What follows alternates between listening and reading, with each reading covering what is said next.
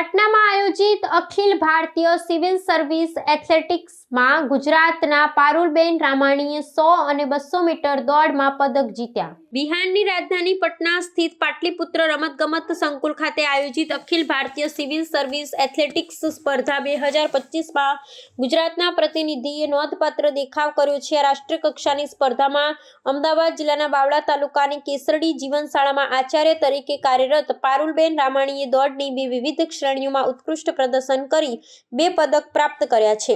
તેમની આ સફળતાથી શિક્ષણ જગત અને રમતગમત ક્ષેત્રે ગુજરાતનું નામ રાષ્ટ્રીય ફલક પર રોશન થયું છે। પારુલબેન રામાણીએ આ સ્પર્ધાની 100 મીટર અને 200 મીટર દોડમાં પોતાની ક્ષમતાનું પ્રદર્શન કરતા બંને સ્પર્ધામાં તૃતીય સ્થાન પ્રાપ્ત કર્યું હતું। રાષ્ટ્રીય કક્ષાએ સનદી સેવાઓના અધિકારીઓ અને કર્મચારી વચ્ચે યોજાતી આ પ્રતિષ્ઠિત સ્પર્ધામાં કઠિન સ્પર્ધા વચ્ચે 2 પદક જીતવા એ તેમની ખેલદિલી અને સખત પરિશ્રમનું પરિણામ છે। એક આચાર્ય તરીકે વહીવટી જવાબદારીઓ સંભાળવાની સાથે રમતગમતમાં મેળવેલી આ સિદ્ધિ અન્ય સરકારી કર્મચારીઓ માટે પ્રેરણારૂપ બની છે। આ સિદ્ધિ બદલ શિક્ષણ વિભાગ અને સ્થાનિક રમતગમત સત્તામંડળ દ્વારા પારુલબેન પર અભિનંદન વર્ષા કરવામાં આવી રહી છે।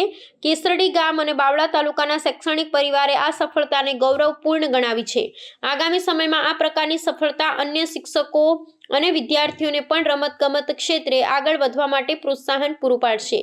રાજ્ય સરકાર દ્વારા પણ રમતગમત ક્ષેત્રે ઉત્કૃષ્ટ દેખાવ કરનારા કર્મચારીઓને પ્રોત્સાહિત કરવાની નીતિના ભાગરૂપે આ સિદ્ધિની સરાહના કરવામાં આવી છે।